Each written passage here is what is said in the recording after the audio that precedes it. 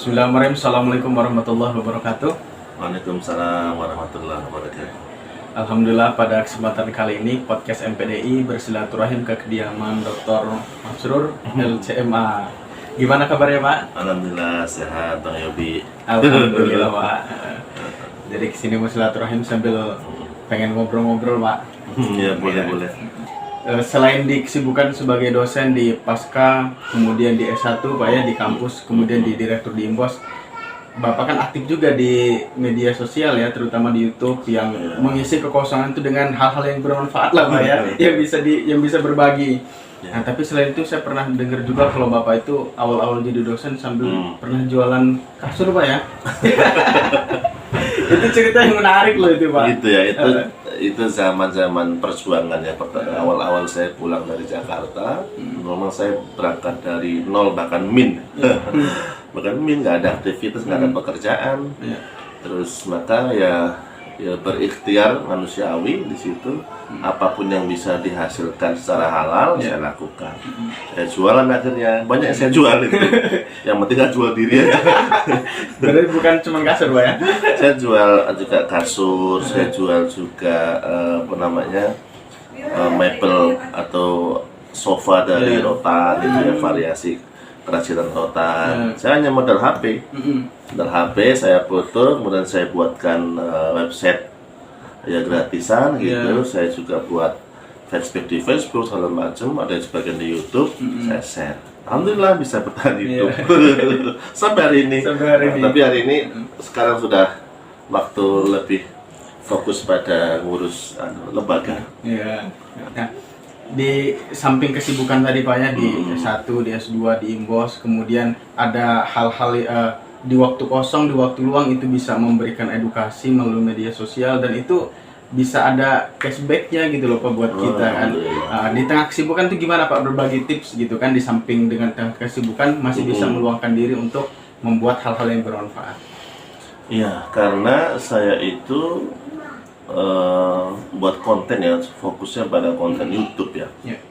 Itu pertama hobi. Kalau hobi videografi mau udah lama, zaman kuliah udah hobi. Zaman dulu kan YouTube belum tenar ya, YouTube tuh, dan akses internet juga agak susah zaman saya masih kuliah dulu. Jadi saya banyak memproduksi konten-konten video itu ya hanya nyimpen di laptop komputer aja gitu. Lama-lama kok menu-menu ini kan. Nah, terus ketika saya tahu ternyata ada platform YouTube yang bisa untuk menyimpan data-data video. Akhirnya pertama saya upload aja di situ. Ya untuk aja untuk nyimpen data awalnya. Lama-kelamaan kok dapat informasi di Google, di informasi juga di YouTube juga, ternyata bisa menghasilkan. Akhirnya saya coba, saya biasa otodidak. Saya pelajari otodidak, saya di artikel-artikel, juga tutorial di YouTube, dan ternyata bisa menghasilkan. Alhamdulillah bisa menghasilkan. Tapi tidak, awalnya sih hanya iseng-iseng aja gitu ya, mengisi kekosongan. Kalau saya pernah, saya akan jualan, belum ada orderan, buat konten dulu lagi sih kekosongan. Lama-lama kok tiba-tiba lumayan juga itu ya. Akhirnya alhamdulillah saya fokus memang buat video itu, terutama video dakwah lah ya, video dakwah sama konten-konten Islami.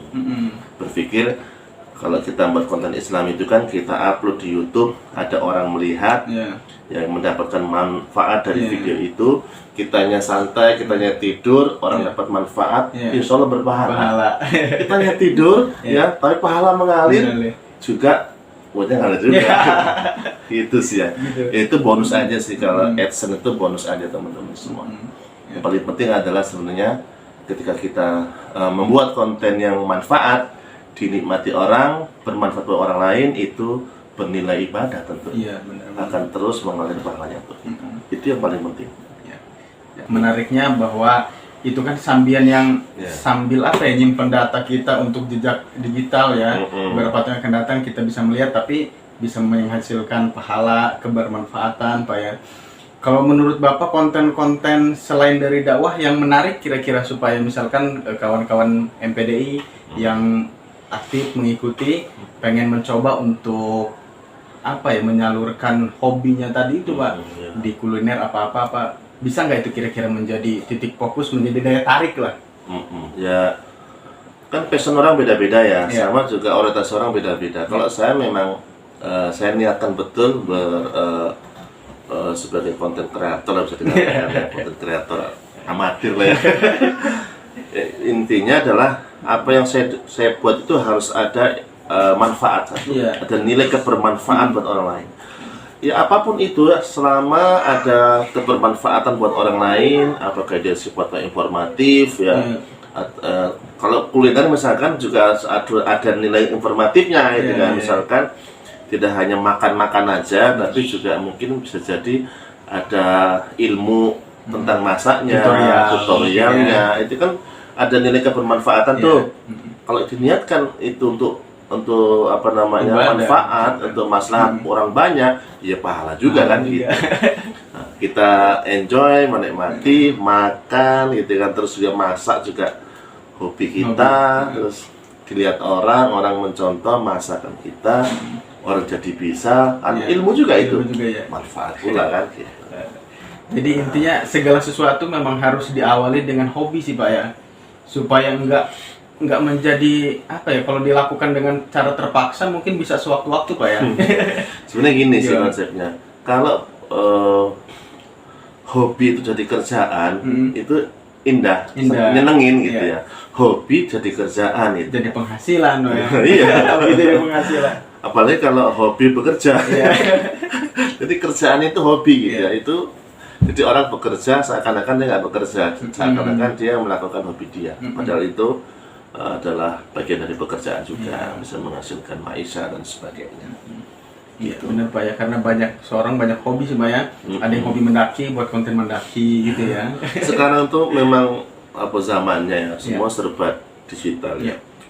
Banyak yang hanya menggambarkan, hanya merekam kebiasaan kesehariannya, itu pun juga ternyata menjadi asbab ya, sebab dia jadi viral, sebab dia mendapatkan penghasilan begitu. Padahal pekerjaan dia itu, ada yang hobinya memang dia kerjanya montir di bengkel, dia punya bengkel kecil, hanya modalkan HP, dia kemudian mengerjakan kerjaan dia rekam sambil ngomong sedikit, aku dikit gitu kan ya. Tapi ternyata ketika diupload, banyak orang lihat, dapat manfaat, terus juga didaftarkan AdSense, yang akhirnya alhamdulillah juga menghasilkan juga. Dengan dari dia membengkel dapat penghasilan, dari dia merekam aktivitas dia bekerja itu dari penghasilan lagi. Gitu.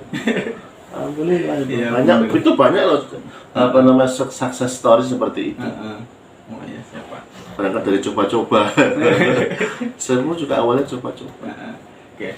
Kembali lagi ke rutinitas Bapak ya, yang ngupload tentang dakwah gitu Pak ya. Menurut Bapak seberapa penting sih Pak dakwah untuk kita orang Muslim? Ya, ada satu perkataan yang menurut saya menarik ya. Nahnu du'at qabla kulli syai'. Kita ini dai sebelum segala sesuatu. Jadi ketika kita mendapatkan ilmu, kata Rasulullah, balighu anni walau ayat, sampaikan meskipun hanya satu ayat ilmu itu. Kita yang sudah pernah belajar, maka punya kewajiban untuk menyampaikan ke orang lain, mengajak kepada kebaikan. Maka dan kata Allah, kuntum khairu ummah ukhrijat linnas ta'muruna bil ma'ruf wa tanhauna 'anil munkar wa tu'minuna billah. Bahwa Allah jadikan kalian semua adalah khairu ummah, umat terbaik gitu kan. Ukhrijat linnas, dikeluarkan untuk umat manusia. Dan umat terbaik itu karakternya adalah ta'muruna bil ma'ruf wa tanhauna 'anil munkar. Itu karakteristik umat terbaik adalah ketika dia mengajak kepada kebaikan, mencegah kemungkaran.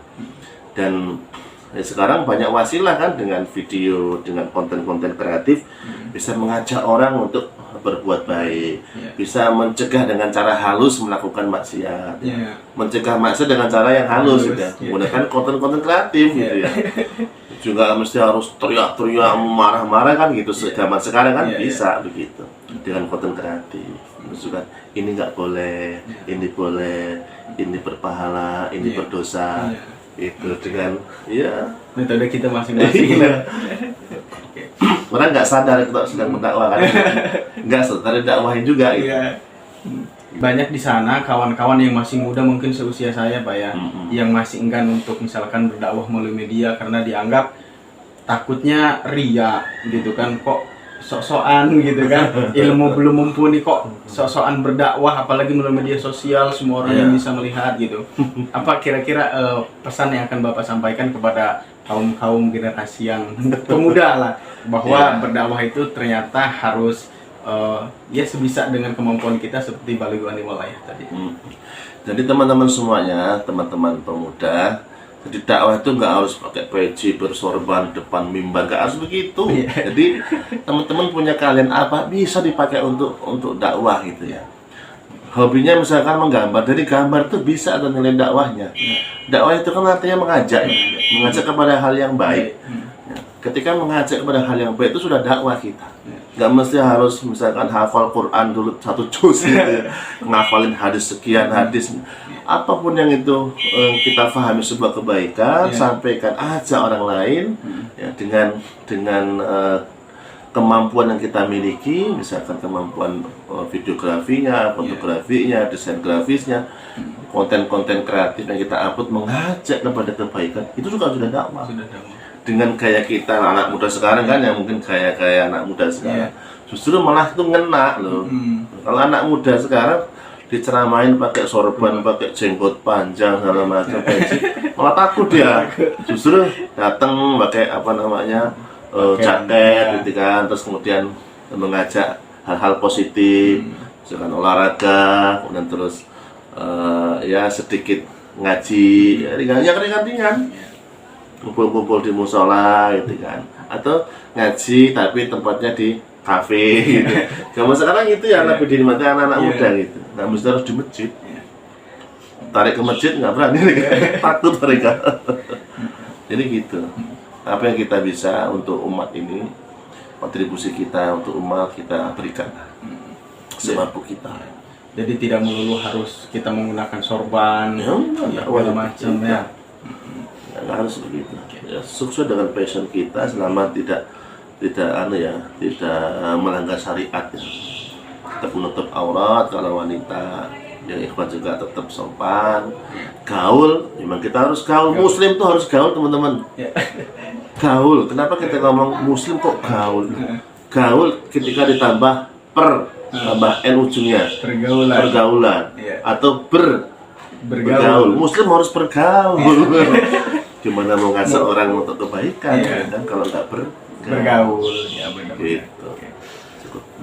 Terima kasih banyak ini Pak atas obrolan kita, mudah-mudahan bisa bermanfaat. Amin. Juga bisa menjadi sarana dakwah. Amin.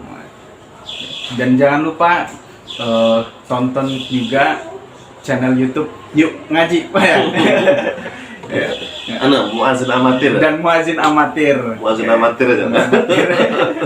Di sana anak muda juga kan. Iya. Tonton, kemudian like, subscribe. Oke, terima kasih, mudah-mudahan bermanfaat. Ihdinas shiratal mustaqim, wal muwaffiq ila aqwamit thoriq. Assalamualaikum warahmatullahi wabarakatuh. Waalaikumsalam warahmatullahi wabarakatuh.